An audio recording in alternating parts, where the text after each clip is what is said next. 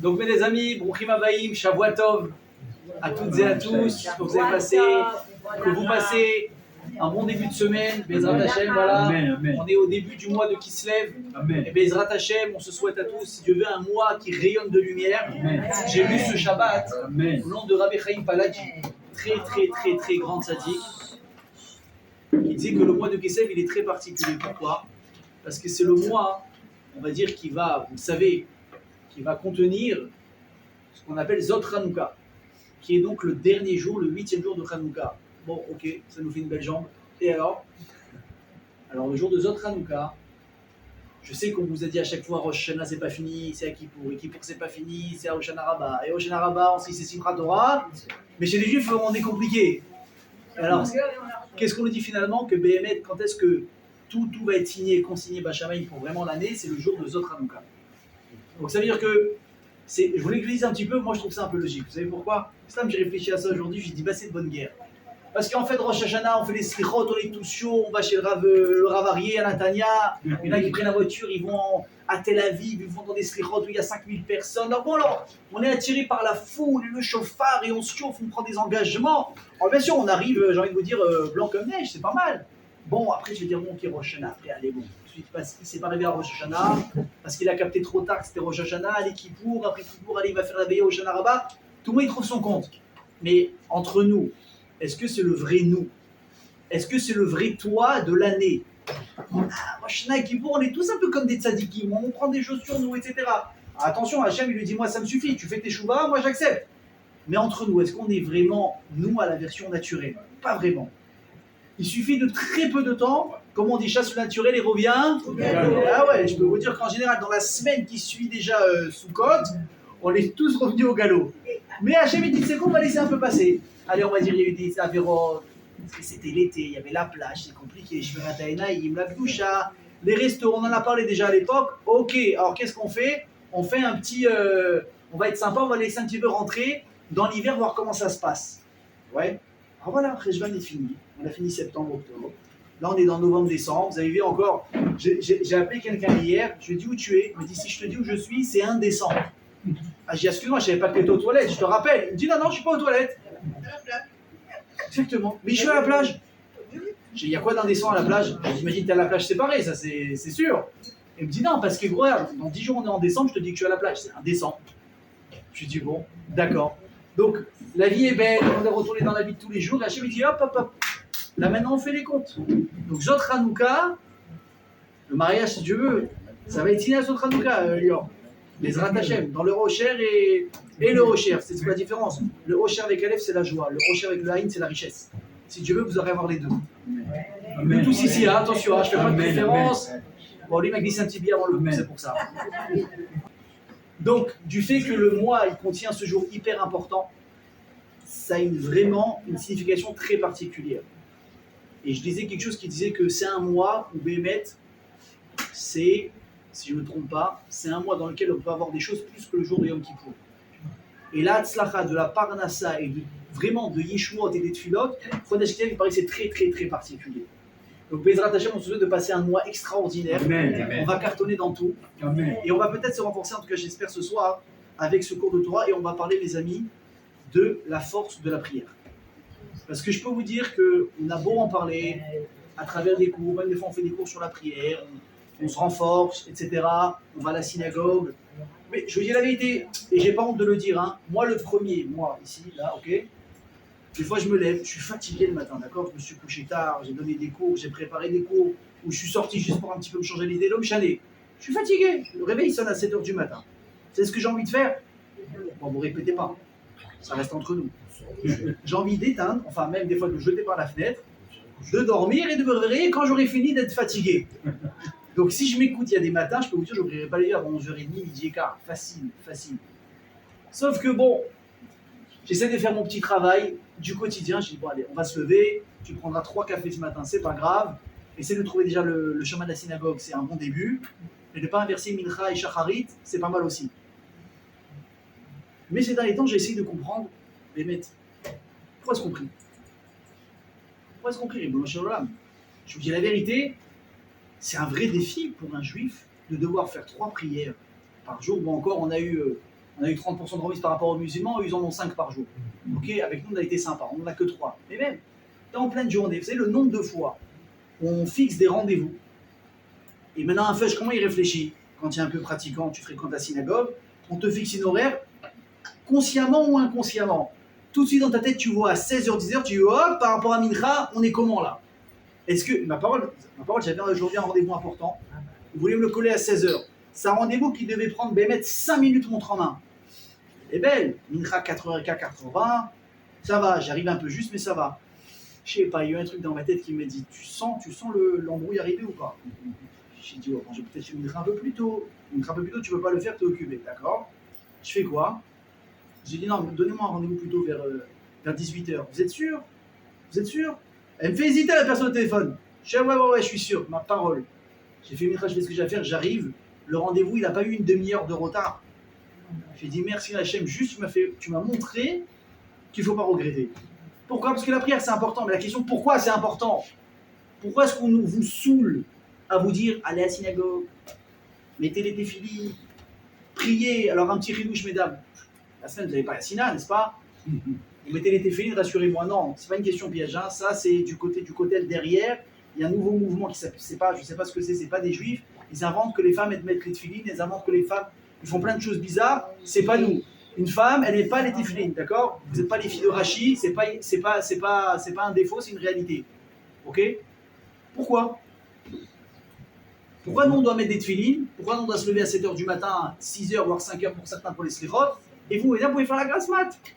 Des fois on est jaloux. Oui, d'accord. Donc là, vous me répondez à la rik. Moi, je vous demande moussarik. Moralement, comment c'est qu'une femme, elle est dispensée? Elle n'a pas le temps parce qu'elle occupe à la maison. À 6h du matin, elle n'est pas occupée encore à la maison. Elle est dans son lit. Alors, vous savez quoi? Vous voulez me prendre sur ce terrain? Alors, ok, une jeune fille. Alors, elle n'est pas occupée à la maison. Et une femme, ça y est, elle a eu ses enfants, elle les a tous mariés par Rachel. Alors, à ce moment-là, quoi? On va être bloqué à un moment donné. Alors, c'est une question rhétorique, je vous rassure. Je vais vous donner la réponse, c'est quoi? Et là, on va en prendre plein la tête, hein, messieurs. C'est qu'une femme, elle n'a pas besoin de téfilines pour parler avec Hachem. Et voilà. Une femme, elle est reliée avec le bon Dieu de manière beaucoup plus directe que nous. Que ça nous plaise ou non, c'est une réalité. C'est pour une femme, elle n'a pas besoin d'aller à la synagogue pour prier parce qu'elle n'a pas besoin de ça pour parler avec Dieu. Elle n'a pas besoin de ça pour se connecter à Dieu. Elle n'a pas besoin qu'on l'attache sur une chaise avec des téfilines pour parler avec Dieu, parce qu'une femme de nature, elle est beaucoup plus spirituelle qu'un homme. Faites le test. On l'a fait déjà plusieurs fois. Vous l'organisez un cours. Alors si c'est mixte, bon, encore ça va. Et encore, regardez ici. La majorité, c'est qui? Des femmes. Que des femmes. La majorité, c'est des femmes. Il y a moins d'hommes que de femmes. Et venez, on fait un pari. Demain, on dit, bon allez, cours exclusivement féminin ou masculin. On va faire 2 groupes différents. Vous allez voir que le groupe de femmes, il va être minimum 2 fois plus grand que le groupe des hommes. Comment ça se fait? Vous croyez que les dames, elles ne sont pas occupées? Vous allez vous dire, elles sont occupées, la maison, les enfants. Alors, Asvan Grama, pas Asvan Grama, c'est pas ça la question. Elles entendent Torah, elles viennent. Les hommes, pour qu'ils viennent, il faut promettre les pizzas. Il faut promettre l'horaire. Il faut calculer que ça ne tombe pas le soir de la Coupe du Monde. C'est nous, t'es mort. Il en faut des précautions. Il faut s'assurer qu'il n'y ait pas un autre cours le même soir dans la semaine, dans la ville. C'est une folie. Alors qu'une femme, elle te dit, je viens. Elle te dit, je viens. Regardez, je vous donne un exemple. Hein. Au Rachem, on a eu le mérite. Et c'est grâce à vous, c'est pas que moi. Toute la période des fêtes, toute la période des vacances, pas une fois on a annulé un cours, n'est-ce pas? Je vous ai demandé, qu'est-ce qu'on fait? Elle me dit, non, on continue. Je dis, à chaque fois, il y a plus de femmes que d'hommes. Pourtant, elles aussi, elles veulent aller bronzer à la plage la journée, traîner un peu au kikar avec les amis qui viennent de Paris le soir. Normal. Pourtant, elles étaient là. Donc, je referme la parenthèse. Mais même vous, mesdames, pourquoi est-ce qu'on a besoin de prier avec le bon Dieu? Vous savez, je vais vous apprendre un petit ridouche quand même, c'est que Mideoraita, selon la Torah, vous savez qu'on n'a pas de chiyuv, de prier 3 fois par jour et d'ouvrir un sidour et de dire tout ce qu'on dit aujourd'hui, Modéani, Hachem Eler, Yotzeror, la Mida. Ça n'existe pas tout ça, Mideoraita. Il dit le Rambam, Maïmonide, quelque chose de très intéressant dans les Chot Fila. En minyan tefilot minatora, ve'en nosachat fila minatora. Le nombre de prières par jour qu'on nous a imposé, c'est-à-dire combien, rappelez-moi le nombre? C'est pas la Torah qui a demandé, c'est pas marqué dans la Torah. Attention, ça ne veut pas dire que c'est un curé qui nous l'a appris après. C'est-à-dire que c'est les Chachamim qui sont venus nous l'apprendre. Mais Mideoraita, on n'a pas besoin. Et également, la manière de prier qu'on a aujourd'hui, qu'on nous a appris à faire, eh ben, c'est pas non plus la Torah qui nous a demandé, c'est Chachamim. Alors c'est quoi à la base le chiyuv et l'obligation, oui, de la Torah par rapport à la prière? Vous allez tomber. Chiyuv mitzvah, zo sheye magid jvachro shel HaKadosh Baruch Hu ve'achar kach shoel tzrachav. Traduction, c'est nécessaire ou pas? Vous avez compris. Traduction, un homme, à la base, il doit simplement dire les louanges d'Hachem, et ensuite il demande ce qu'il a besoin. Donc montre en main, quand tu es bien luné après un bon café, tu mets 5 minutes, tu as plié l'histoire. Shacharit en moyenne, c'est que 3 quarts d'heure et 1 heure. Les jours de Sefer Torah, on rajoute un bon quart d'heure. Les jours de jeûne, on est 1h30. Tu as compris Shabbat, Rosh Hashanah, Kippour. Avant tout ça, il va. Le Rambam, il dit, c'était quoi l'idée? C'était uniquement de dire les Shvachim d'Hachem. À quel moment ça a changé? Au moment, il nous dit le Rambam, au moment de le temps de Nebuchadnezzar, où il y a eu la destruction du temple et que les Israéliens sont descendus en Babel, etc. Et là, qu'est-ce qui s'est passé? Les gens, ils ont commencé à parler le perse, le grec. D'ailleurs, je vous dis, je suis en train déjà de commencer à me documenter un petit peu sur le cours qu'il y aura, si je veux, à Hanouka. J'ai beaucoup lu aujourd'hui, il y a des histoires de folie. Et c'est très intéressant de voir comment l'histoire est retracée pour arriver à l'histoire de Hanouka. Bon, ça ce sera pour le jour J. Mais qu'est-ce qui est passé? Les gens, avant, ils parlaient, qu'est-ce qu'ils parlaient comme langue? L'hébreu, la Shona Kodesh. Sauf que quand tu déménages quelque part, la première génération, elle parle, la deuxième génération un peu plus, la troisième génération, c'est fini. Ok? Donc, de l'hébreu, on est passé au perse on est passé au grec. Les gens, c'est comment savaient ce qu'ils parlaient? Mélanger les langues une dans l'autre. D'ailleurs, juste pour la petite info, il dit Rabbi Nachman de Breslev. C'est vrai qu'on est en Israël. C'est vrai que c'est bien qu'un homme parle hébreu. D'ailleurs, vous remarquez, des fois, il y a des gens, non seulement ils changent de nom, bon, ça ne me dérange pas, de Pierre, il passe à Chaïm, sans problème. Sauf que des fois, tu l'appelles, il ne se retourne pas. Il y en a un autre qui se retourne. Mais c'est à toi que je parle. Dis non, moi je ne m'appelle pas Pierre. Non, je t'appelle Pierre, mais aujourd'hui, tu te fais appeler différemment parce que c'est ton hébraïque. Très bien. Ça encore, ça va. Mais le type aujourd'hui, il y a des gens qui me font ça, moi ça me fait rire. Je suis sourire avec eux parce que je m'en fous. Comment ça va? Il me dit Baruch Hashem. Comment tu te sens? Allez, Margish Metsuyan. Je fais attends, je crois qu'on fait un cours de Louvain ou quoi? Je dis pourquoi tu parles en hébreu? Il me dit non, il faut parler hébreu. Bon, allez, je respecte aussi. Mais il dit Rabbi Nachman, sache que quand tu parles avec Hachem, parle avec ta langue à toi. Vous savez pourquoi? Parce que quand tu parles avec tes mots, tu es beaucoup plus connecté à ce que tu dis. Ok, alors si vous êtes vraiment bilingue de manière parfaite, mais bon, le niveau Nathaniel en général avec l'hébreu, on n'est pas dans le top 10. D'accord? On est, pour pas dire le top 20. Ok? Mais si vraiment tu es bilingue et que vraiment tu as des mots des fois qui te sortent plus facilement en hébreu ou en anglais, ça fait plus fun, tu veux? Alors vas-y!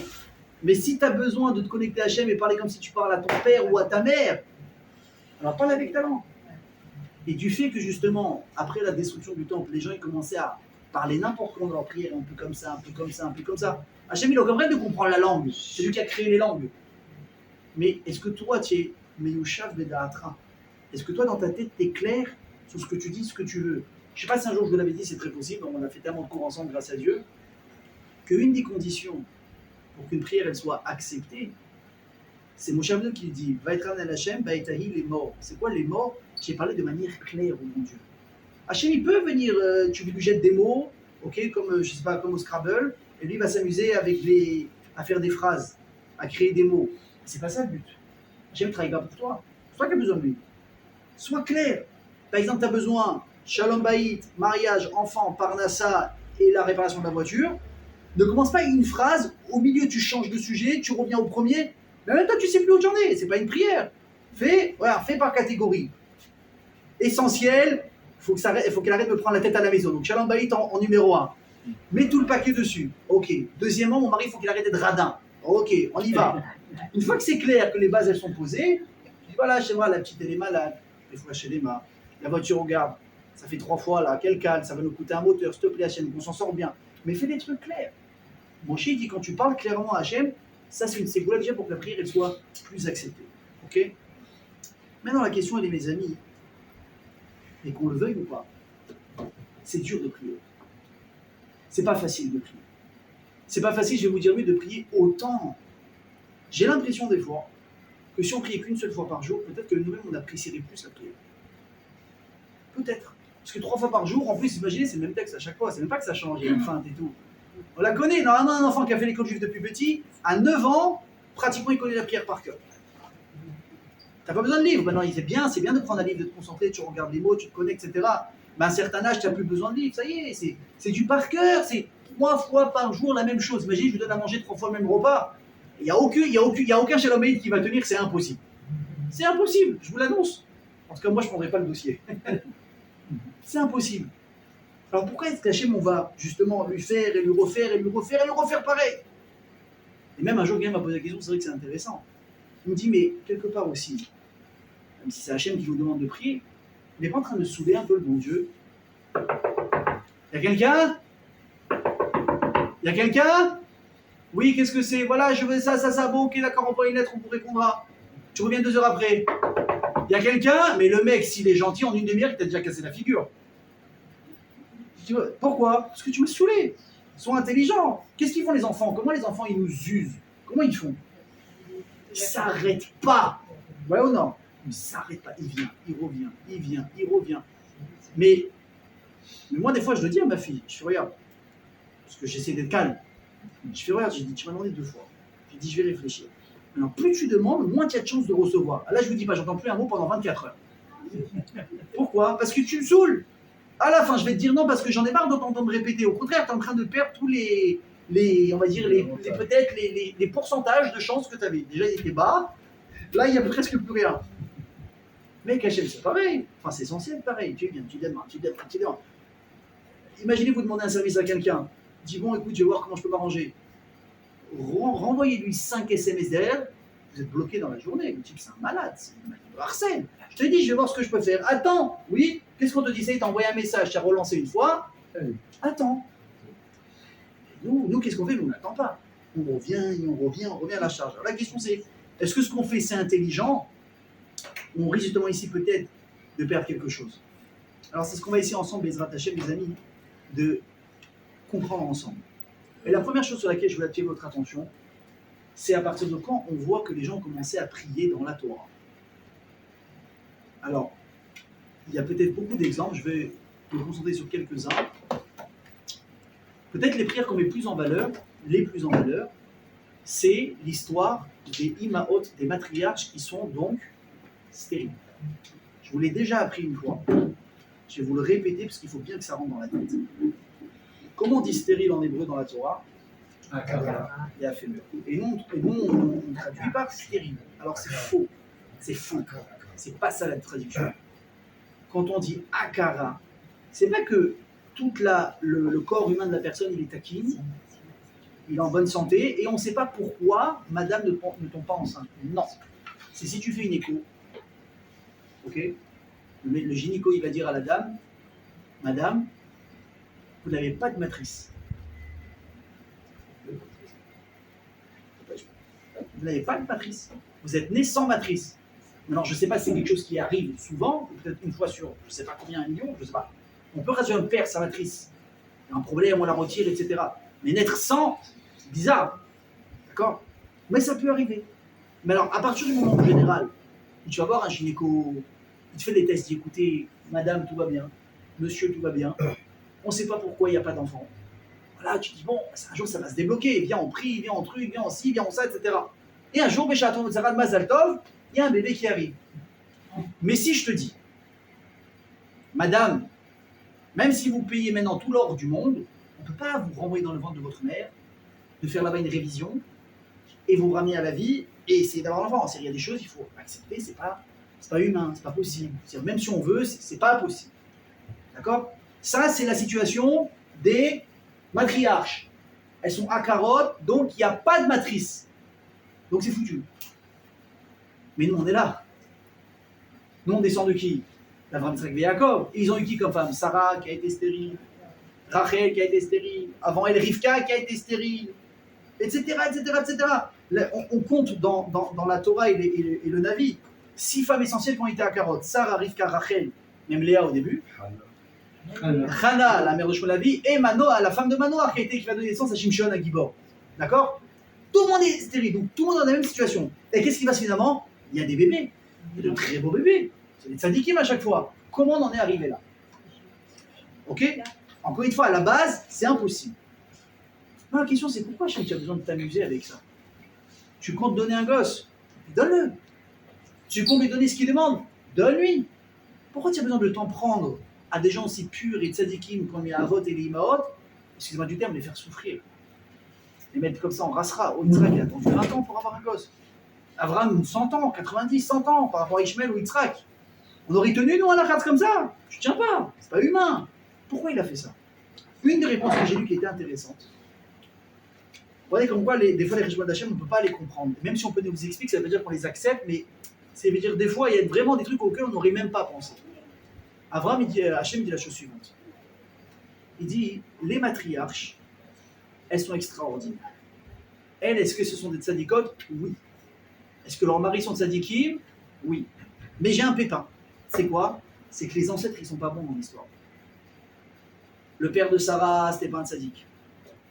Le père de Rivka, oula, c'est pas un tzadik. Le père de Léa, c'est le plus grand brigand qu'on ait jamais connu. Enfin, un escroc du moins, pas un brigand. Ok? J'ai dit, moi, ça me dérange ça. Que quoi?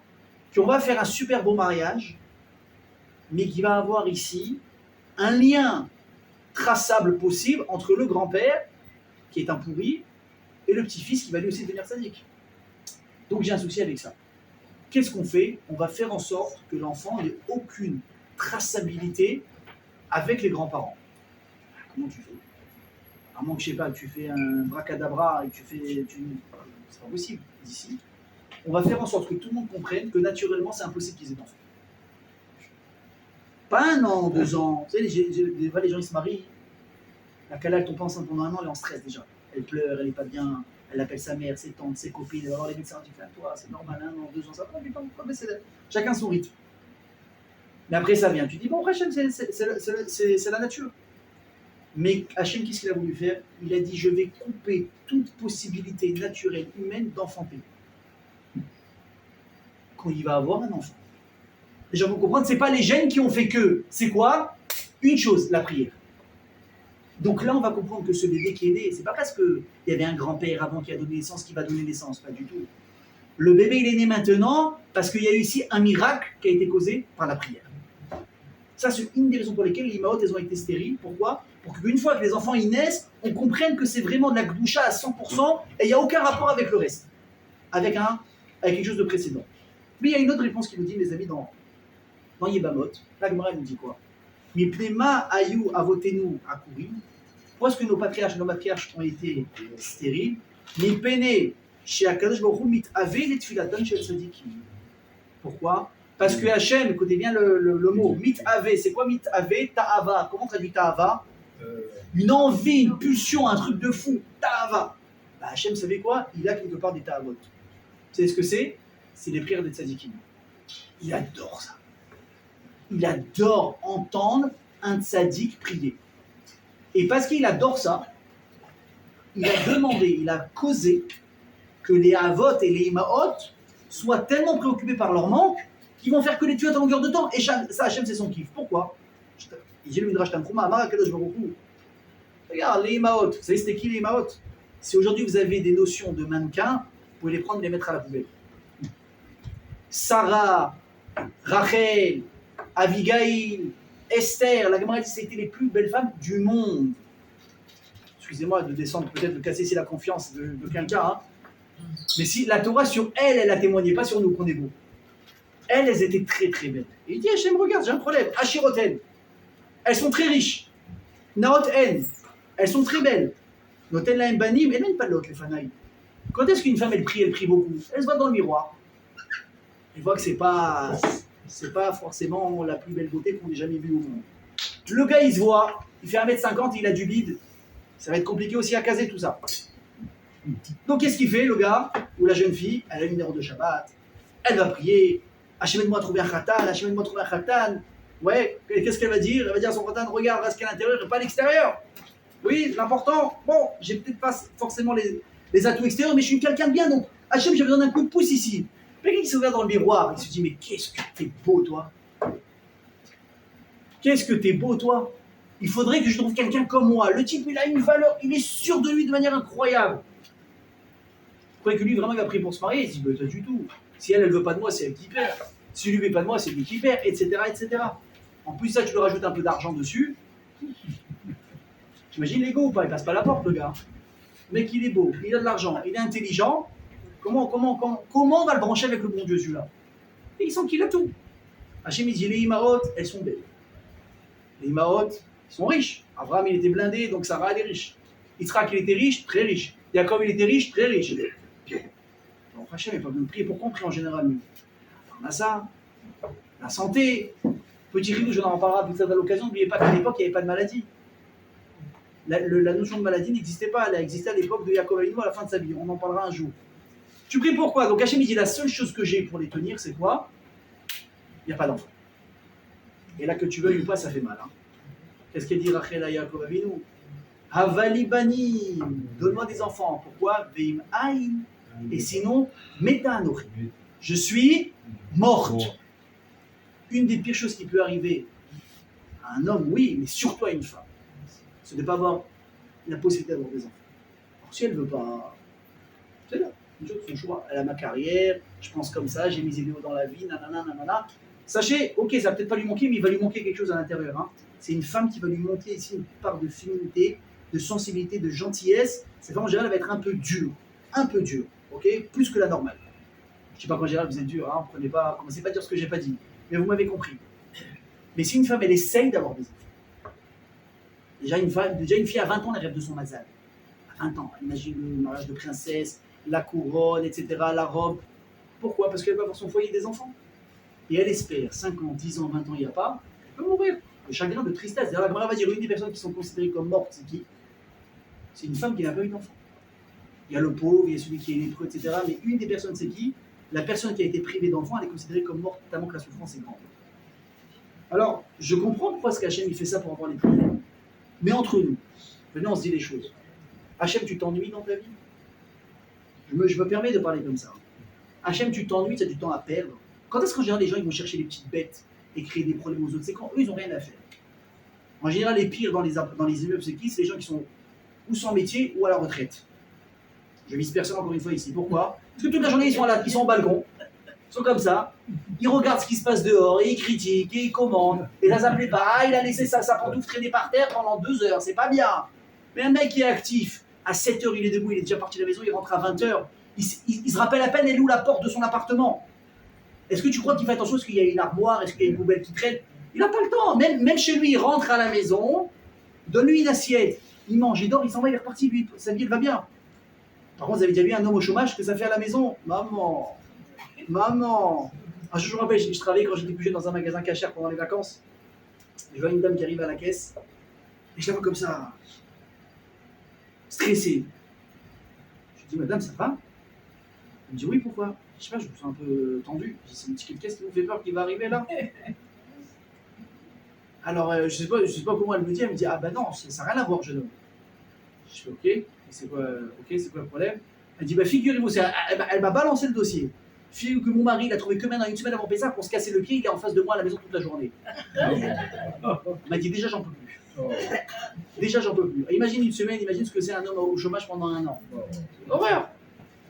Donc lui, oui, il va te rendre fou. Ça, c'est pas comme ça. C'est pas vrai. Il va commencer à te dire, attends, t'as pas mis de sel, t'as pas mis de cumin.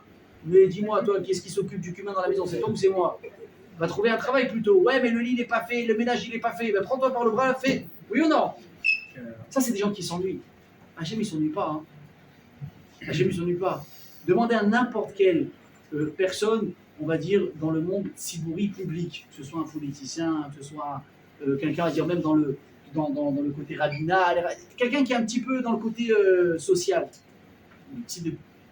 Il est sollicité de tous les côtés. Pour ça, un conseil, une question. Il faut se battre pour avoir du temps pour soi.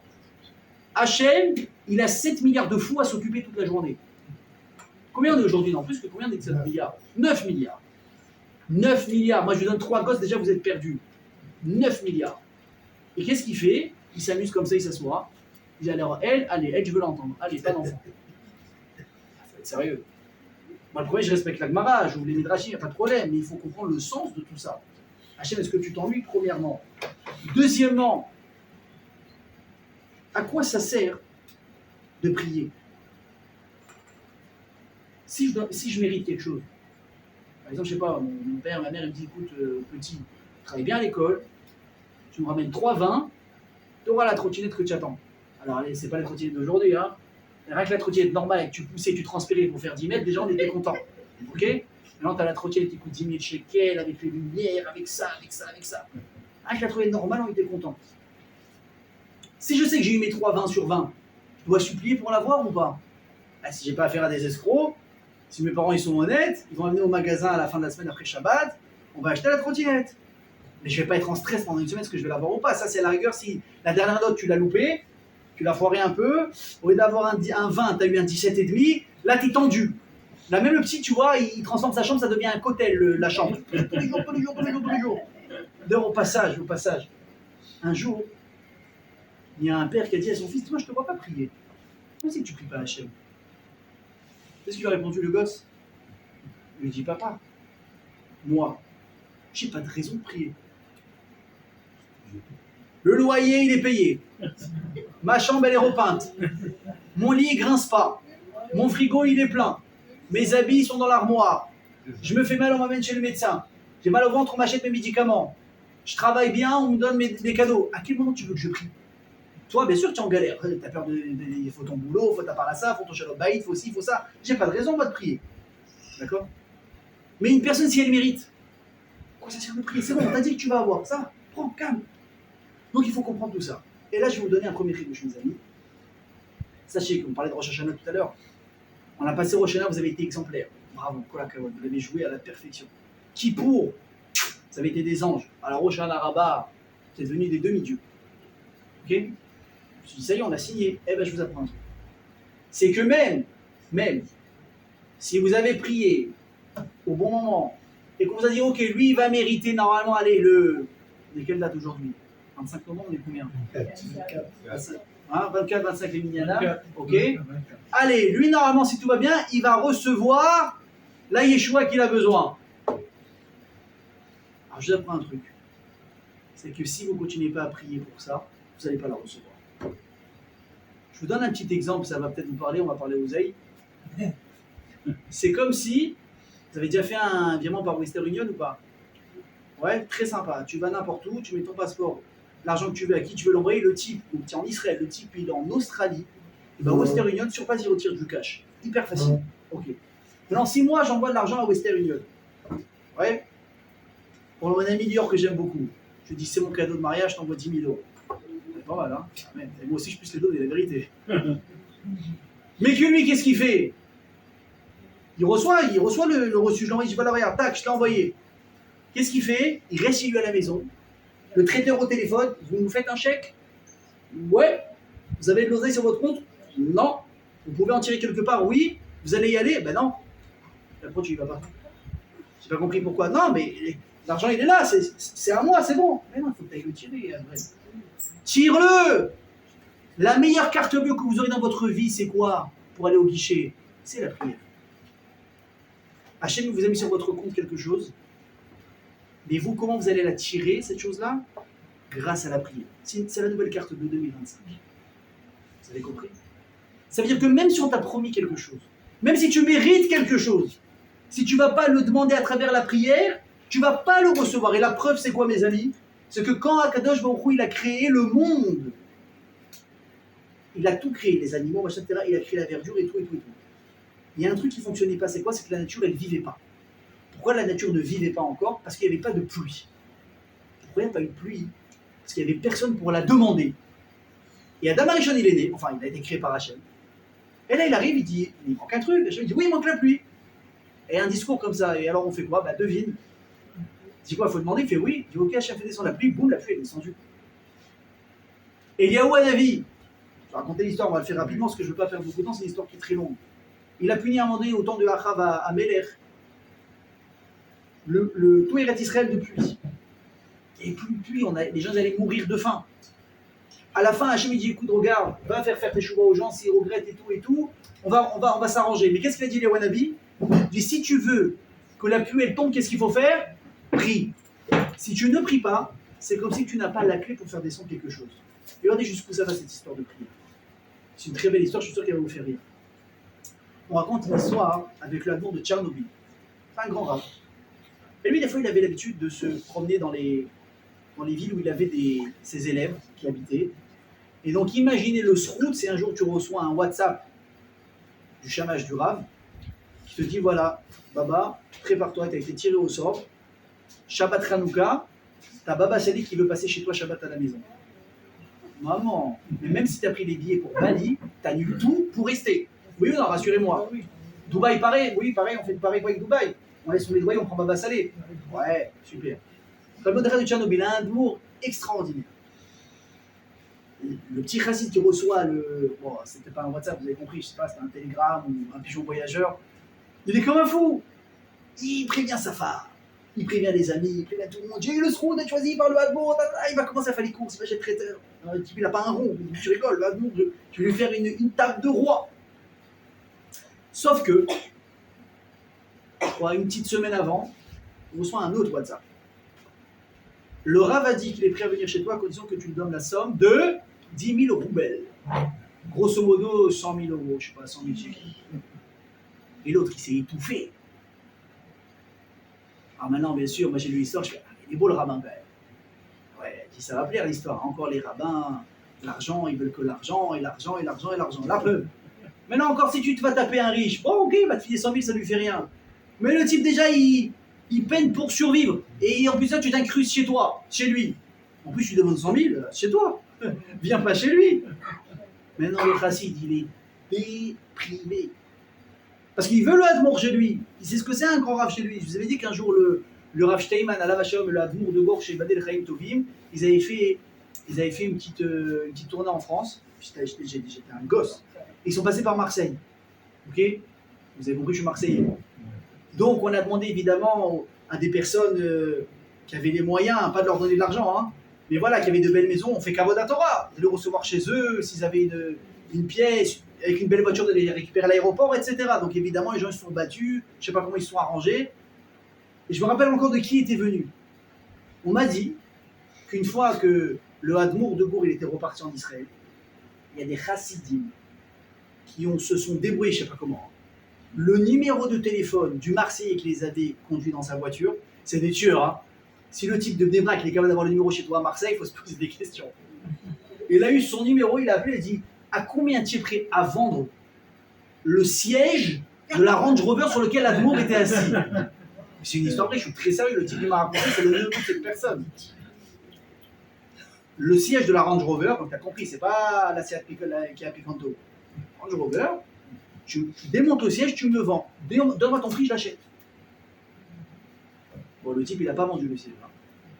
C'est pas un chassid, mais il a compris que si on est prêt à payer autant, c'est qu'il y a un truc.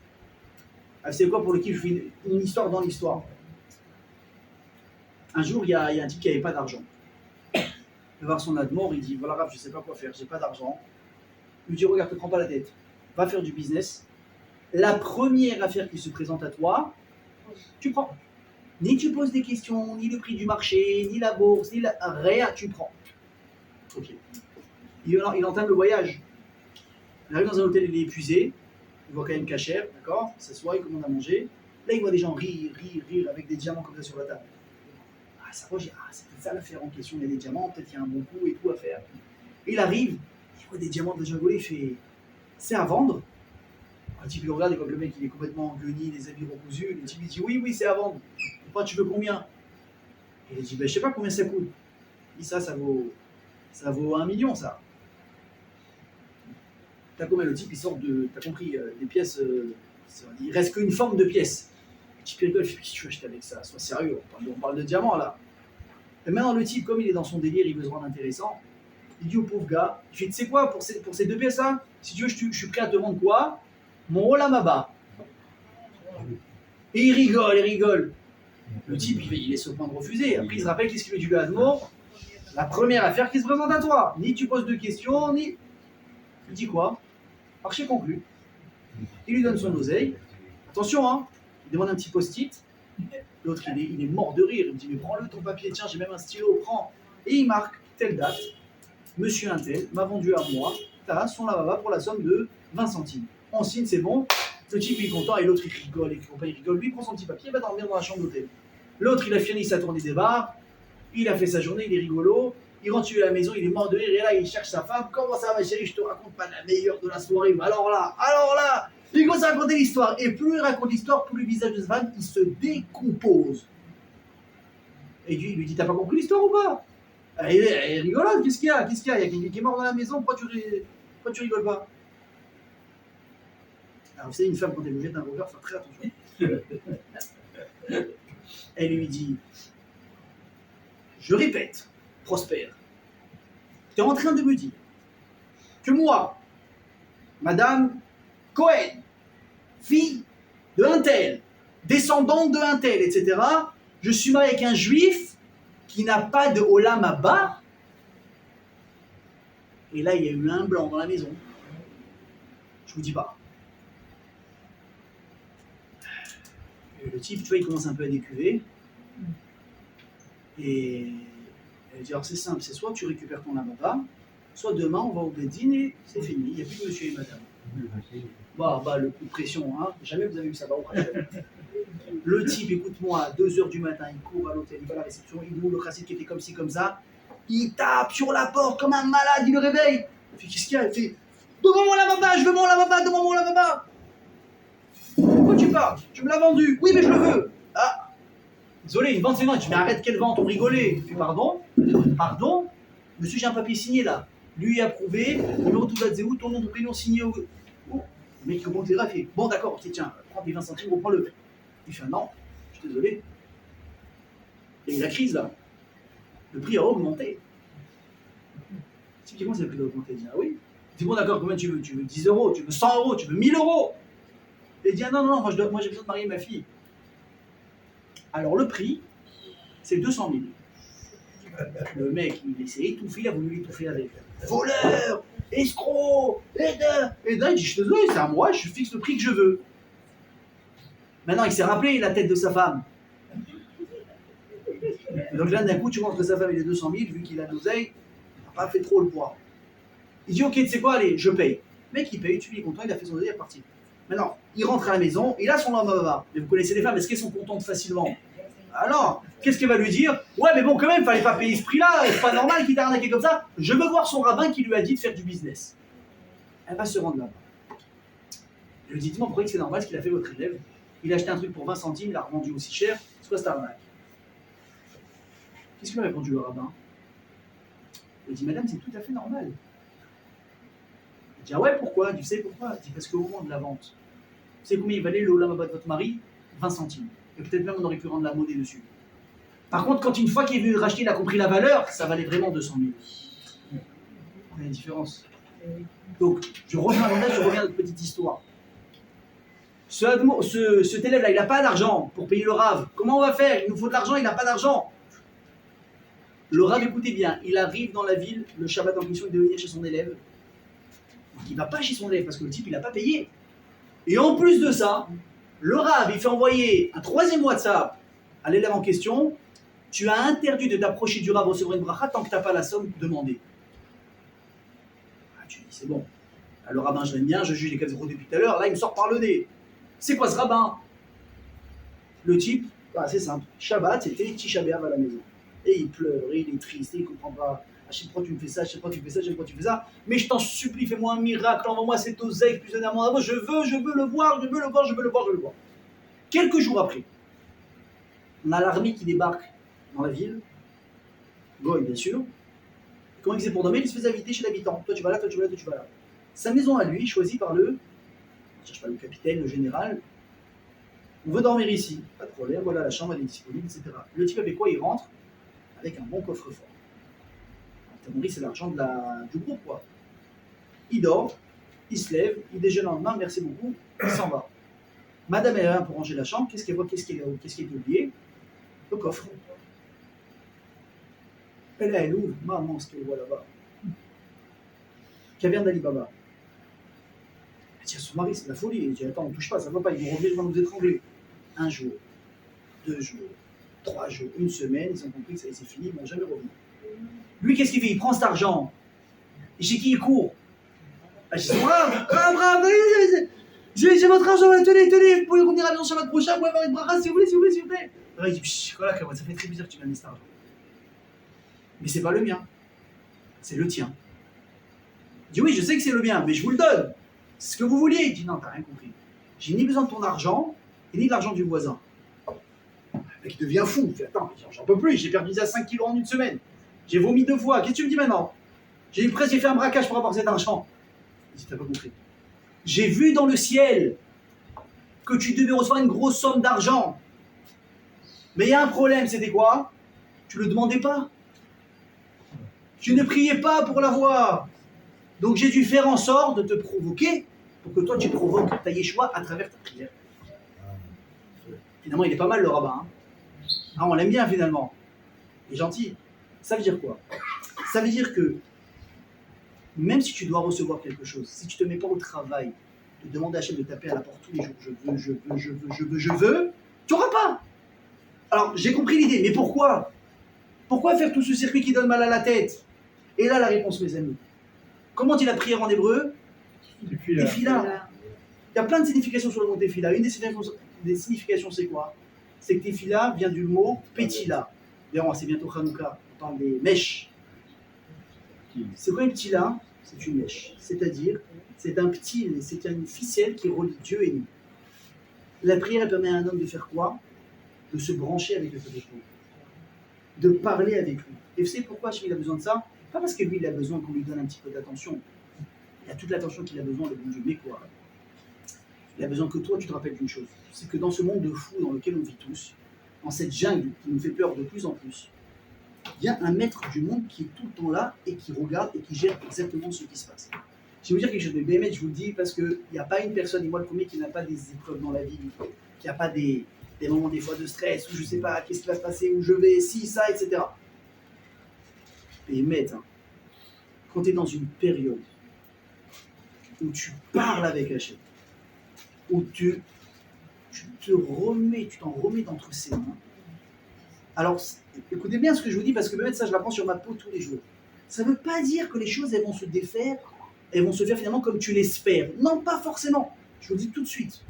Mais, tu es serein. Et tu sens que tu es inatteignable. Tu reçois une menace, ça ne te fait pas peur. Bizarrement, ça te fait peur. D'habitude, tu es en train de transpirer. Là, ça ne te fait pas peur. Tu as une galère, tu accuses le coup, 5 minutes, 10 minutes, tu fais une clope, un café, ça va mieux. Alors que d'habitude, il faut que tu finisses le paquet. Comment ça se fait? Parce que tu dis, Hachem, je me remets entre tes mains. Mais comment tu peux arriver à faire ça? C'est uniquement en parlant avec Hachem. C'est pourquoi Hachem il a créé la tefila, mes amis. C'est pour qu'on puisse se lever le matin, l'après-midi, le soir. Un téléphone, à part quand il est neuf. Mais une fois qu'il est un petit peu usé, et nous, bon, on est un peu usé déjà, mais plus qu'on était. À force d'utiliser le téléphone, le GPS, le Bluetooth, les réseaux sociaux, là. Qu'est-ce qui fait la batterie? Elle descend, qu'est-ce qu'on doit faire? Vite. Vous avez remarqué ou pas? Dès qu'on a passé la barre des 64%, faut chargeur, on dirait que le type est en train de s'étouffer. Il dit, ah non, c'est mon téléphone, il respire plus. Faut un massage cardiaque tout de suite. Tac, tu branches. Imaginez, il va voice si on sort son téléphone. Ça m'est arrivé l'autre fois, je devais partir. Je descends un étage. Zut, mon téléphone. Non, je savais où j'allais. Quand j'allais revenir, je dis, tu sais quoi, viens, on fait un kiff, on sort sans téléphone. Ça m'a fait bizarre pendant 1 minute. Après, je dis, mais quel kiff en fait. On devrait Shabbat plus souvent, on devrait faire Shabbat 2 fois par semaine, moi je dis. Rien que pour ça. Vous avez vu comment on est bien Shabbat? Il n'y a pas de téléphone. Qu'est-ce qu'on fait? On se retrouve en famille. D'un coup, on se remet à découvrir un truc qu'on a oublié. Il y a pris la poussière, ça s'appelle les livres. Les livres. Vous ouvrez un livre dans la semaine, à part peut-être la prière. Ou les livres de contes. Je ne parle pas de ces livres-là. Vous ouvrez les polars, vous ouvrez le midrash, vous ouvrez des trucs. Même le dictionnaire, vous l'ouvrez, non, il y a ChatGPT. Il y a Google, c'est fini, il n'y a pas. Shabbat, tu redeviens une personne normale.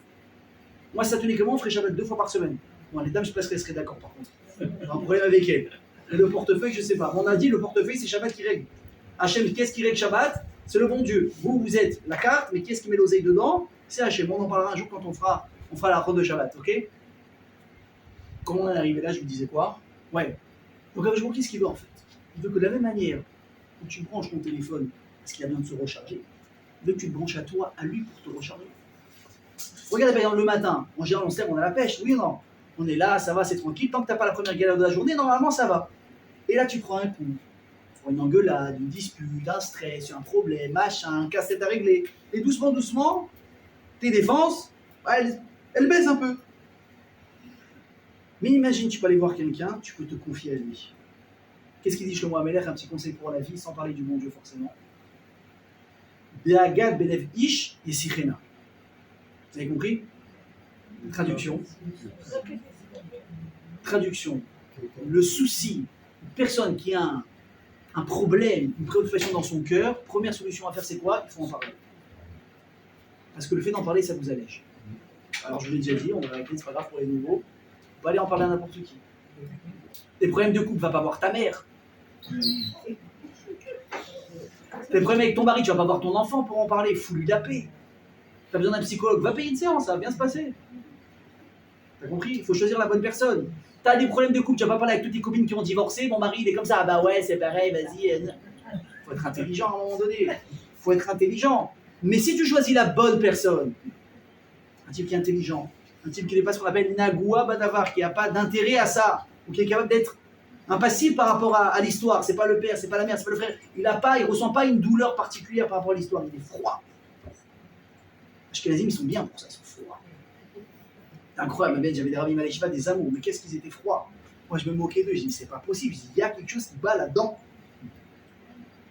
D'ailleurs on dit que les médicaments, il faut les garder dans un endroit froid et sec, c'est pour ça que les Ashkenazim mettent là dans la poche ici à côté. Il n'y a pas beaucoup de chaleur. Moi je rigole évidemment, je les adore, vous avez compris l'idée. Hachem il a besoin, tu parles avec lui. Tu prends ton téléphone, qui s'appelle la prière, 3 fois par jour. Tu prends un téléphone ligne directe au bon Dieu. Hachem, j'ai quelques trucs à te raconter. Ça s'est pas bien passé aujourd'hui. Hier, j'ai tel souci, j'ai ce problème, je sais que je ne devrais pas me prendre la tête. Mais je ne sais pas qui en parlait à part toi. J'en parle à mon père, il me dit arrête, tu te prends la tête. Ma mère me dit j'ai pas le temps, je suis pressé. Ma femme me dit arrête, j'ai suffisamment avec les gosses. À qui je vais en parler? Le psychiatre, il me dit il est plein pendant 2 mois. À qui je vais en parler? Ben, je vous apprends une grande nouvelle. Vous avez le meilleur avocat, le meilleur médecin, le meilleur conseiller fiscal, le meilleur conseiller conjugal, le meilleur éducateur, tout réuni en une seule personne. C'est qui j'ai nommé? Ouais, mais Hachem, c'est bien de le crier, mais quand on va à la tfila, quoi on pense pendant la tfila? Attends, il faut que j'appelle lui. Attends, il faut que j'appelle l'avocat. Attends, il faut que j'appelle celui-là pour les impôts, comment je vais faire? Mais tu es en train de parler avec celui qui gère tout. Pourquoi tu laisses ta tête s'échapper alors que tu as une personne qui réunit toutes les solutions? Il faudrait être bête. Imagine-moi, je te dis un rendez-vous avec un gars, il a les solutions à tout. Donc tu dois régler les impôts, l'école et un problème de santé. Je dis, ce type, c'est un pont en chirurgie incroyable. Il a fait aussi une maîtrise extraordinaire de finance. Il a travaillé pour Madoff à l'époque, t'imagines ou pas? Et ça, et ça, et ça. C'est un crack. Les gens, ils attendent 2 ans pour avoir un rendez-vous, tu peux l'avoir demain. Tu vas y aller ou pas? Rien que pour voir le personnage, tu vas y aller. Et maintenant, imagine que tu es là-bas et tu vois le petit conseiller des impôts passer là comme ça. Tu vas pas aller courir derrière lui pour laisser l'autre. Oui ou non? Tu dis, mais je te dis, t'es le directeur des impôts, tu vas pas aller voir celui qui est au guichet qui dit rappelez demain, on est fermé. Et nous, qu'est-ce qu'on fait? On est avec Hachem. Hachem, c'est Fatakita, on fait Agiti la Techa. Et là, on fait un décollage extraordinaire. On va dans le monde des rêves. Et on réatterrit à Ose Shalom Imroma et on a terminé. Où tu étais pendant. Chacun son temps, il y en a c'est 5 minutes, il y en a c'est 1 minute 30. Mais des fois, je commence la Mida. J'ai fini première bracha, deuxième, troisième bracha, j'entends Yalé Veyavo. Comment le gars il est arrivé là-bas? J'arrive à 3 brachot après, on sait jamais, il commence déjà à taper la causette avec l'autre qui a déjà fini de parler, de prier. Comment tu as fait? Alors déjà, je peux vous dire une chose. Il ne se rappelle même pas de ce qu'il a prié. Il ne se rappelle même pas s'il a fait une bracha. Attends, j'ai fait Rosh Chodesh aujourd'hui. Est-ce que Bira, tu te rappelles que tu étais à la synagogue ou pas? Mais c'est une erreur. Pourquoi c'est une erreur? Parce que j'ai dit, mais moi, je te donne des moments pour ça. Pour que tu puisses te brancher à moi. Tu puisses te rappeler que j'existe. Et qu'est-ce que tu vas gagner à te rappeler que j'existe? Pour une fois, il n'a pas besoin qu'on lui remplisse son ego. Mais c'est pour toi. Mais je suis là pour t'aider quand tu as des problèmes. Je suis là pour t'aider quand tu as des soucis. Je suis là, je peux t'apporter les solutions, mais je te demande une chose. Quoi? Demande-les. Pour que tu te rappelles que je suis là et que je peux t'aider. Écoutez bien ce que je vous dis. Il y a beaucoup de choses qu'on sait. Nous, on ne les fait pas. Vous avez dit tout à l'heure, qui est-ce qui peut vous aider dans tous les problèmes? Vous avez tous dit Hachem, c'est super. Mais est-ce que vous avez vraiment déjà fait une seule fois? Même une fois, c'est bien. Avant d'aller chez le médecin, avant d'aller voir l'avocat, avant d'aller voir qui vous voulez. Est-ce qu'avant de lever votre coup de fil pour faire une démarche qui est complètement normale, Est-ce que vous avez dit Hachem fait en sorte que ça marche? Alors c'est très bien, vous êtes sur la bonne voie. Vous êtes sur la bonne voie. Tu cherches une voiture à acheter, tu vas avoir une grosse arnaque sur les voitures de seconde main. Hachem, je t'en prie, trouve-moi la bonne voiture. Et tu commences à faire tes recherches sur Internet, il n'y a pas de problème, tu passes les coups de fil. Oui, Hachem. Ça va classe. Non, pas classe. Tu vas faire tes courses à Ocherad, il n'y a pas une place. Avant, on est en parking. Hachem, tu fais en sorte qu'en plus, tu as une voiture de Jubilis, tu as eu 9 enfants. Tu vas pas en smart. Tu imagines, il faut qu'il y ait 3 voitures à la limite qui sortent pour que tu aies la place veille de fête. Je veux dire, laisse tomber, j'y vais même pas. Eh ben, moi, je vois des gens qui y vont. Moi, je fais 3 tours des fois et je calcule de prendre une petite voiture pour être sûr d'avoir la place. Le type, il arrive avec son minivan. Ma parole, le temps que j'ai refait le tour, il y a une voiture qui est sortie, il a pris la place. Alors, soit je l'insulte parce que je suis jaloux, soit je dis lui, il a tout compris. Et en général, le mec qui sort, il est pas shoot, hein, il est simple. Hein. Il a une kippa sur la tête, quelques tzitzit, il a tout compris. Et un jour, ben, j'ai demandé, j'ai baissé la vitre. Parce qu'à l'israélienne, c'est magnifique comment on peut parler avec quelqu'un que tu ne connais pas, c'est pas en France. Je lui dis, Ribol Shalom, ta guide li. Je lui ai dit, Ma sita, bema sachita, comment tu as fait? Qu'est-ce qu'il me dit? Il me dit, j'ai juste levé les yeux au ciel, quand je vois une place. Tac. Alors des fois, j'ai pris, mais ça marche pas. Hein. La place, ça marche pas. Alors là, on va arriver dans le vif du sujet, on va terminer avec ça. Alors, c'est bien, je vais parler de la prière pendant 1 heure et tout. Quand vous priez, est-ce que vous recevez tout ce que vous voulez? Des fois, oui, il faut être honnête. Des fois, ça marche. Est-ce que ça marche tout le temps? Non. Et des fois, ça va marcher, mais au bout de combien de temps? T'en peux plus. T'es épuisé. Hachem, je t'aime bien. Mais là, c'est pas 3 fois par jour qu'on s'est branché. Je suis plus avec toi qu'avec ma femme et mes gosses. Alors pourquoi Hachem, il a besoin de faire durer autant le suspense ou des fois de ne pas nous donner du tout? Alors que c'est lui qui nous demande de prier. Et je vais vous donner un grand secret. Il y a peut-être des fois 2 raisons dans la vie. Et ça concerne n'importe quel domaine. Le mariage, les enfants. À part là, c'est tu galères. Les appartements, tu ne trouves pas. Tout. Je ne vais pas vous faire un dessin noir. En 2 minutes, je peux vous faire un dessin noir. Mais ce n'est pas ça le but. Je vous dis déjà, mon coco, il faut que tu comprennes que beaucoup de fois dans la vie, il y a un nombre de prières à atteindre pour avoir quelque chose. Moshe Rabbeinu, combien de fois il a dû prier pour entrer en Israël? 516, il a dû prier. 515, Hachem lui a dit stop. Bon, il y a plein de raisons, est-ce que c'est une question de nombre ou pas? Mais des fois, c'est une question de nombre. Tant que tu n'as pas fait tant de filotes, tu ne l'auras pas. Pourquoi? Ça, c'est les Cheshbonot d'Hachem, demandez-moi. Ce n'est pas moi qui ai écrit le nom, ce n'est pas moi qui ai écrit la prière, je ne peux pas vous répondre. Je vous donne une donnée. Vous voulez vous l'appliquer, ça va vous aider. Donc, imagine, je te dis maintenant, pour telle demande, il te faut 1 500 000 de prières. Commence à calculer. Hein. Alors si tu sais, tu fais le calcul, tu dis bon j'en ai pour 4 ans, bon allez, j'ai une matara, j'ai un but. Si c'est pas tellement important, tu laisses tomber, si c'est très très important, tu vas y aller, tu vas pas lâcher. Mais quand tu sais pas qu'il faut un nombre, bah t'es désespéré déjà au bout de la 3e, 4e, 5e bonne prière que t'as fait. Si Hachem je faisais pas Shabbat, je me suis mis à faire Shabbat. Pourquoi ça marche pas? Hachem j'étais pas de Siout, maintenant je suis de Siout, pourquoi ça marche pas? Hachem j'ai arrêté. Je dis ok c'est bien mais faut continue, c'est pas en une fois. Continue. Et fais confiance à Hachem que le jour où ça va venir. Et Bémet, hein, Hachem, c'est le meilleur payeur que vous ayez jamais vu de votre vie. Combien de fois, des fois, en Bémet, j'essaie de faire des trucs et tout, le mec, il me rend fou. À la fin, au bout de 2 mois, 3 mois, non, on fait pas. Et des fois, tu demandes rien. Ou tu n'essayes pas. Tu demandes à Hachem, tu n'essayes pas. Les gens, ils viennent te courir derrière pour faire quelque chose avec toi. Il y a un fou, je dis pas possible. Et à chaque fois que je vois ça, je lève les yeux, je dis Hachem, je pense que j'ai compris le message pour cette fois-ci. Premièrement. Maintenant, deuxièmement. Vous avez prié pendant 5 ans. Ça va pas marcher. Pourquoi?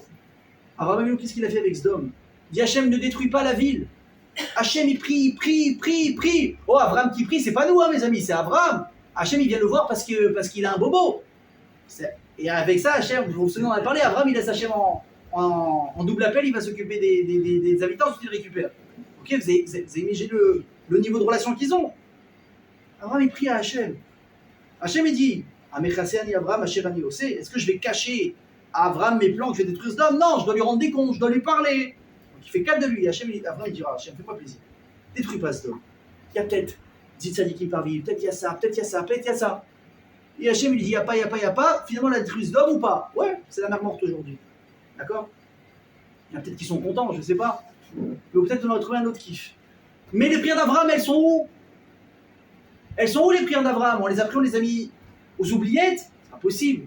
La prière, ça a une force. La parole est créatrice, vous le savez. Qu'est-ce qu'il dit à Kosh Baruch Hu? Abraham, qu'est-ce que tu as dit? Dans une des prières, Hachem, excuse-moi de revenir à la charge. Ve'anori afar va'efer.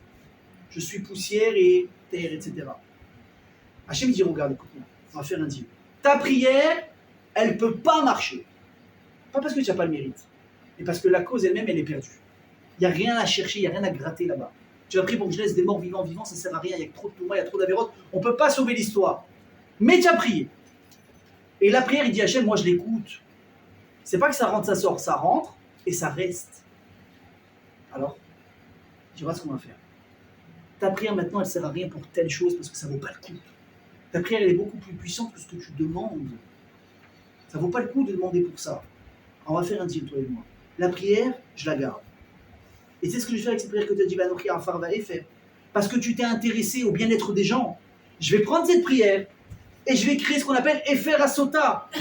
La fameuse cendre de la Sota qui permettait de ramener le Shalom Bayit dans une maison pour prouver si une femme avait été fidèle à son mari ou pas et sauver un foyer grâce à ça. Il dit alors qu'est-ce qu'on fait? On sauve 50 de Réchaïm, 100 Réchaïm. Pour une prière pareille, on va peut-être sauver les couples justes pendant toute la période du Beth Amikdash. Et c'est exactement pareil avec nous. Mais c'est une question de Emouna de croire comme ça. Que des fois tu demandes quelque chose. Et tu ne comprends pas parce que c'est pas logique, il faut comprendre. Les décisions d'Hachem, des fois elles sont Mida Keneged Mida et des fois ça nous dépasse totalement. Mais si tu as un peu de Emouna et tu parles avec Hachem comme on l'a dit, et tu sens sa présence. Mais même, moi je vous dis, on a tous des périodes dans la vie, des fois tu es plus connecté, des fois un peu moins avec Hachem. Mais quand je suis dans une période où BMS, je m'en remets dans les mains de Dieu, marrant Karama il dit ça, oui, mais des fois, oui, je pense que je suis le pilote de ma vie. Après, je comprends que je suis juste un passager. Alors quand ça c'est bien dans ma tête et que je l'applique, oh là là, mais je me sens bien, je me sens serein, je me sens imbattable, et en plus de ça, il me tarde d'aller à la synagogue. Je suis pressé. C'était tellement un kiff, Hachem, j'ai pu te parler, j'ai senti que je parlais avec quelqu'un et j'ai senti que j'étais écouté. Parce que plus tu nettoies ta neshama, plus tu essaies de te connecter avec Akadosh Baruch Hu, plus le branchement, il est direct, il est puissant, il est intense. Et Hachem, il te donne le change. Tu veux te rapprocher de moi? Abaleitaer, mais c'est Inlo. Celui qui veut se purifier, on l'aide. Et tu sens, comme ne dites pas non, Barabotaï, je vous en supplie, je ne vous croirai pas, vous traiterez de mytho un par un. Quand vous vous rapprochez d'Hachem, même si vous n'avez pas ce que vous voulez, mais vous vous sentez différent à l'intérieur. Il y a quelque chose qui se passe, tu te sens bien. Pourtant, tu n'as pas eu ce que tu voulais, mais tu te sens bien. Alors sachez, et des fois c'est ce que je me dis, moi, pour me donner des forces à continuer de prier sur des choses que je n'ai pas encore. J'ai dit, c'est quoi Hachem, si aujourd'hui quelqu'un me disait, Baba Sali, Rabbi Shon Bar Yochai, qui tu veux. Tu sais, l'épreuve que tu es en train de passer maintenant, les prières interminables que tu fais que tu ne reçois pas encore, c'est une attente qu'Hachem préfère de mettre sur ta tête à toi que de mettre sur la tête de ton enfant dans 20 ans. Tu prends ou tu ne prends pas? Tout de suite, je prends. Je peux empêcher à mon enfant de souffrir de ça. Hachem et moi, double. J'ai les épaules pour. Je te dis, si la prière maintenant, de vouloir avoir un enfant, parce que ça fait 2 ans que tu es marié, tu n'arrives pas à en avoir. Je peux l'exaucer, ta femme elle tombe enceinte demain soir. Tchatova. Super. Mais, soit je ne réponds pas, ça va prendre encore 6 mois, ça va se faire, naturellement, ou bien je prends tes prières que tu as fait pendant 2 ans, et je vais les mettre à une femme qui est stérile.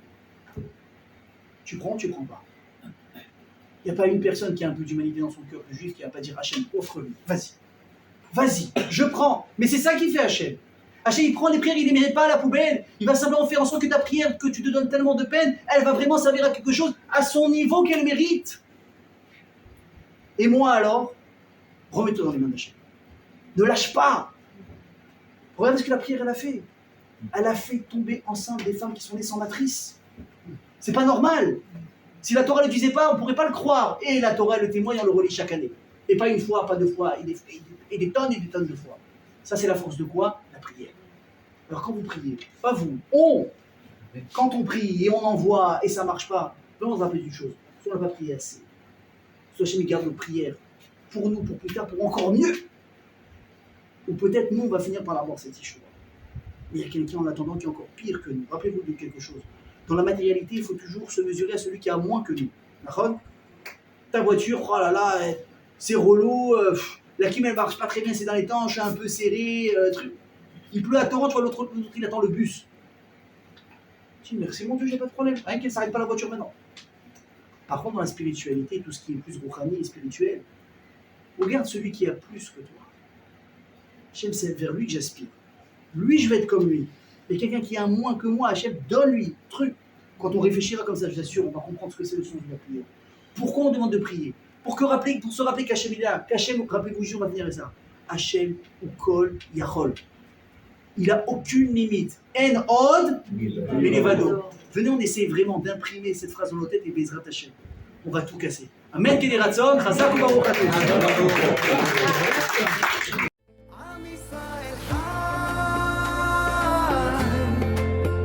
Amen.